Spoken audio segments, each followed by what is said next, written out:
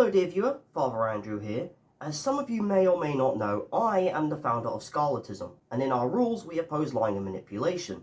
So, to protect as many people from manipulation and lying as I can, I will teach you about the types of manipulation people can use against you and others, and how to spot it, by explaining how it's used against you, with some examples, and telling you the signs to look for. In addition to this, having passed 2,500 subscribers on this channel, I feel like now is the best time to start making videos like this, alongside whatever else I'm doing at the time. Because as a leader and content creator, it is my responsibility to do what is best for my followers and audience.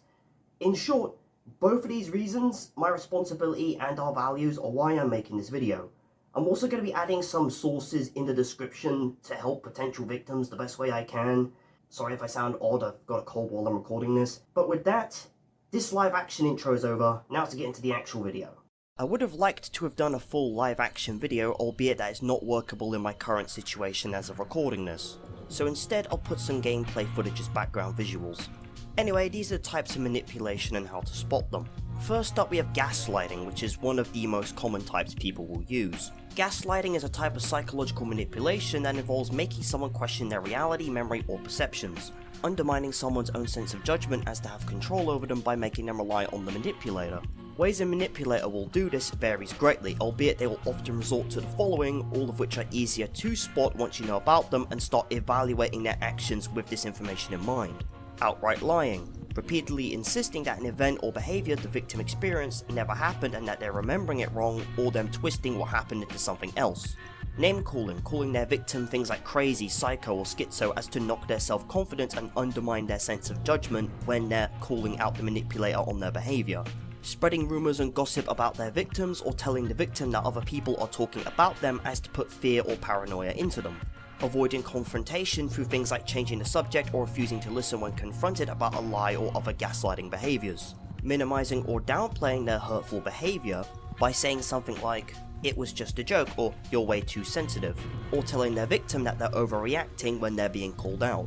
Blame shifting or scapegoating in relationships, deflecting responsibility or shifting it by, for example, claiming that if the victim acted differently they wouldn't treat them like this, so it's really their fault.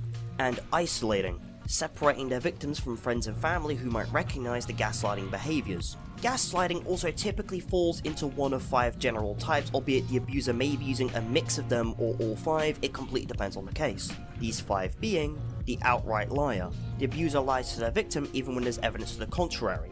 An example being they insist that they didn't call their ex even when a number shows up in their list of calls. Or a co-worker insists they sent their victim the information needed in an email, but they've never received the email and they can't or simply will not show the email they supposedly sent. Secondly, we have the coercer, which involves using force, punishment, or threats to manipulate their victims. Examples of this being giving a partner the cold shoulder when they spend time with someone else as to emotionally deprive them, or just outright resorting to threats of violence if the victim does something the abuser doesn't want them to. Thirdly, there is the scapegoater. The gaslighter deflects blame onto someone else to avoid having to take responsibility. Examples of this being blaming their parents for bad habits they don't even try to change, shifting the blame for a failed project onto a co-worker's mistakes despite it not being their responsibility, or the gaslighter may tell the victim that they cheated or planned to because they weren't attentive enough. Fourthly, we have the reality questioner. This type being especially harmful to the victim's mental health, sowing self-doubt and confusion. The abuser claims the victim is remembering things incorrectly or tells them they're crazy because they can't remember an event or conversation which never happened all to begin with. An example of this being when a family member tells a youngling a terrible event which has caused them trauma simply never happened, was a dream, or simply wasn't what they thought it was. Finally, we have trivialization or trivializing. This type of gaslighting is the minimizing or dismissing of a victim's feelings, experiences, or successes, destroying their self-esteem. Examples of this being calling them oversensitive when sharing their emotions, belittling how much they care about things outside the relationship, and undermining their achievements with comparisons to others or devaluing them in some other way. And with that, while this covers the majority of the methods they'll use, there are a few less common ones I'm going to be listing off. Those being bringing in a third party or sometimes multiple extra people to reinforce their lies through a method known as triangulation, fabricating or altering evidence to make something seem real or believable, covering up potential holes in their deceptions by hiding or destroying evidence that would expose the truth, withholding vital information or telling half-truths, using very specific wordings to push you towards what they want by manipulating your emotions, and moving and or disorganizing things to sow confusion and self-doubt. There is also very likely other things they will do outside of these, albeit I've covered as much as I can reliably list on here. And with gaslighting covered, now we can move on to the next one, which due to how sensitive this topic is, I'm going to put a timestamp at the top of the screen for you to jump to if you want to skip it, and I'm going to give you 3 seconds to decide if you want to skip. 1, 2, 3. Okay, now with that we're moving on to the next topic, and that is grooming. Albeit before we do, I have to declare that sadly I have to use the word youngling in this section, and throughout the rest of the video when referring to young humans, because for some reason YouTube does not like the C word. If I say it even once, nobody is going to see this video, which fundamentally undermines the whole point of making it. But anyway, with that exposition given, now to actually talk about it.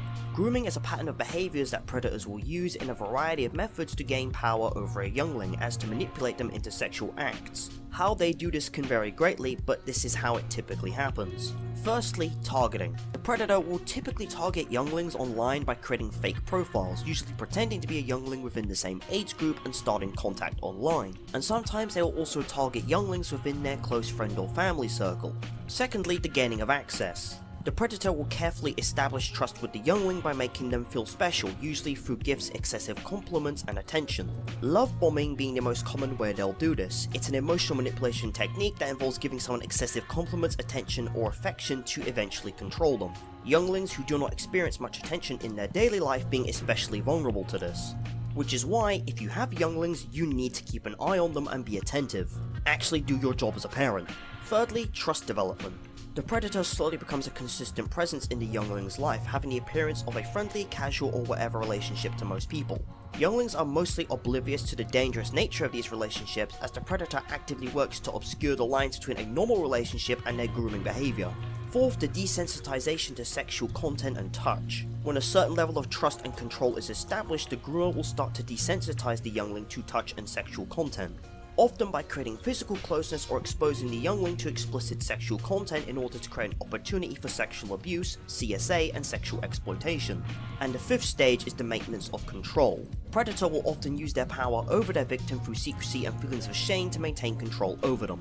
In some cases, the perpetrator might utilize self-made explicit material to extort younglings into prolonging the abuse. While these 5 stages are often case-specific and look different for every victim, these are the most common stages of its progression. But as to how you can know it's happening, signs a youngling is being groomed include 1. Sudden changes in behaviour, such as spending more or less time online. 2. Spending more time away or going missing from home or school. 3. Being secretive about how they're spending their time, including when using online devices. 4. Having unexplained gifts, big or small, real or digital. 5. Misusing alcohol and or drugs. 6. Having a friendship or relationship with a much older person. 7. Developing sexual health problems. 8. Using sexual language you wouldn't expect them to know. 9. Seeming upset or withdrawn. And 10. Signs of mental health problems such as anxiety or depression. Albeit do keep in mind, it's rare for a youngling to tell an adult about being groomed, and they may not feel able to seek help because they 1. Are unaware they're being groomed. 2. Believe they are in a caring relationship and are worried about jeopardizing it. 3. Are scared of what the groomer will do if they speak out. 4. Don't want to get the groomer in trouble. 5. Blame themselves for getting involved in the relationship. 6. Are ashamed or worried about showing what's happened to them with other people. So if you suspect a youngling is being groomed, I do advise you report it to the proper authorities, so it can be investigated by actually skilled professionals. And with that, now we can move on to the next one, that being indoctrination. Indoctrination is the process of inculcating, teaching by repeated instruction, a person or people into an ideology or to make them accept a set of beliefs uncritically. This typically occurs when institutions like schools and teachers, for example, or even governments, present certain kinds of rules, ideas, or information such as religious doctrines or political views as facts, when in reality they're just the opinions or beliefs of the institution. This being fairly easy to spot, as often propaganda-like materials will be used as a means to indoctrinate the target audience or member. Moving on from that to something that's kind of similar, we have radicalization. Radicalization is the process by which a person or group develops extreme political, social, or religious beliefs or becomes involved in extremist ideologies. As to how this happens, it can happen in a number of ways: geopolitical changes, assassinations, political developments, societal pressure or changes, etc., and manipulation from religious or political groups or people acting on behalf of them. The way groups or members associated with them usually radicalize people is through methods very similar to grooming, gaslighting, and indoctrination, or a mix of aspects from some or all three. Albeit the victim will often give off signs of this happening, the signs of radicalization typically being 1. Isolating themselves from family and friends. 2. Unwillingness or inability to discuss their views. 3. Increased levels of anger or frustration. 4. Talking as if from a scripted speech. 5. A sudden disrespectful attitude towards others. And 6. Increased secretiveness, especially around internet use. Albeit this may vary, some may even show other behaviours such as accessing extremist content online or downloading or spreading propaganda material, justifying the use of violence to solve societal issues, changing their style of dress or appearance to accord with the manipulator's faction, being unwilling to engage with people who they see as different or as opposition, and using symbols associated with the manipulator's faction. Regarding what to do in this situation, if it's somebody you know well, try talking to them about what you've noticed if you feel comfortable or safe doing so. Albeit you need to be aware that your concern may not be welcome at first and the person may get angry, defensive, or even hostile. You could also try talking to other family and friends around them to see if they have noticed anything similar before seeking expert advice. Said experts are going to vary depending on where you are, my dear viewer, so I'm going to have to advise you to research into that yourself. And with radicalization covered, now I'm going to be going over simpler ones you should keep an eye out for. Starting off with blackmailing. Blackmailing is to demand money or another benefit from someone in return for not revealing compromising or damaging information about them. For example, threatening to expose a politician for cheating on their wife to the media in exchange for money. Moving the goalposts. Moving the goalposts is an idiom that means to change the rules or requirements to make something more difficult to achieve, which is often used by manipulators to undermine someone's efforts. An example being a supervisor might change the necessary conditions for a promotion, such as requiring additional training or a higher level of productivity, in a way that undermines someone specific or a group of people. This being fairly easy to notice on its own due to the blatantly unfair nature of what they're doing, albeit it's much harder if gaslighting is involved to cover it up. Next we have strawman arguments. A strawman argument is a warped version of an opponent's argument that's easier to attack, often done by characterizing the opponent in one of several ways. Taking it to the extreme, person 1 says we should regulate plastic bags as they damage the environment, to which person 2 responds, so you want to ban all plastic bags, making it impossible for people to carry things? That's insanity. Warping it. If someone argues that cell phones should be banned from classrooms as they're distracting, to which someone responds, so you think we should get rid of all technology in the classroom and return to the Stone Age, that is a strawman argument. Exaggeration. A parent tells their youngling, "You are being annoying, stop it," to which the youngling replies, "Why do you hate me?" The youngling's response is a strawman as they're exaggerating the parent's position. Misrepresentation. In a political viewpoint, if somebody wants to restrict the sale of military-grade weapons to civilians, a strawman will reply, "Why do you want to take away everyone's guns?" Denial. Someone says that regulations to counter climate change may burden smaller businesses, and a strawman will ask, "Why are you denying climate change exists?" And finally, misattribution. If someone says they love the colour blue and someone else replies that red is better while claiming that the first person hates the colour red, that is a strawman argument. Next one is projection. Projection is when someone puts their own thoughts, feelings or traits onto another person or group. Albeit projection is also a psychological defense mechanism that can be used as a manipulative tactic, often alongside scapegoating, albeit it can appear in other ways.